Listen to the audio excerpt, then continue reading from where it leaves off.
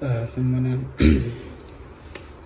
Okay, lesson yethu today sisaqhubeka nayo i-isometric, but namhlanje sizofunda ukudweba nama-isometric circles. Okay, then activity esinayo njengamanje lapha kuthiwa ama-views lawa are in a first angle orthographic projection.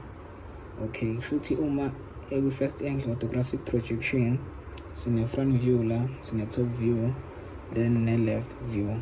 Okay, then kwase kwathiwa, okay, let's say P wethu ula, kwase kwathiwa use P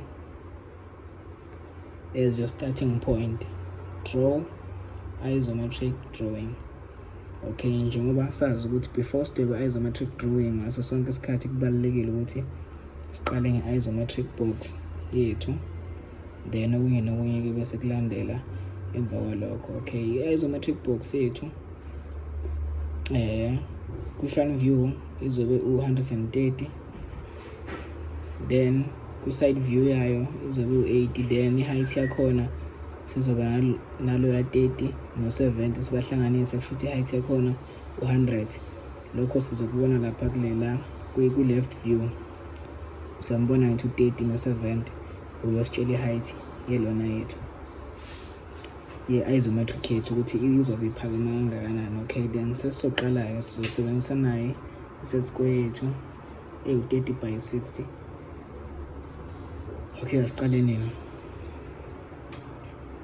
So fika sidwebe ulayini oyi-construction, ubona ngithi kuphela sidwebe o-vertical, asikaqali lutho, sisadweba nje, ebese siyibeka ngale side eliwu-30. Ngaso sonke isikhathi nje sisebenzisa le side eliwu-30 nesidweba isometric.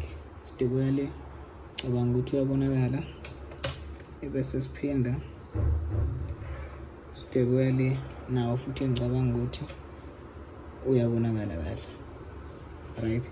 Then sibuye i-front view yethu izobe ingapha, then i-left view yethu izobe ngapha.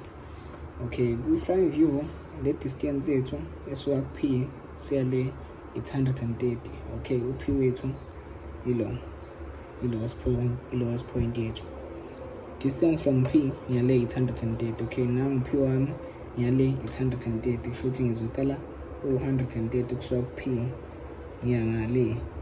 Okay, na 130 wami mangiqeda kumbeka i-set square yami ngiyibeka phezu kwe-T square, siyabona ngithi ihleli phezu kwe-T square, then ngidweba ulayini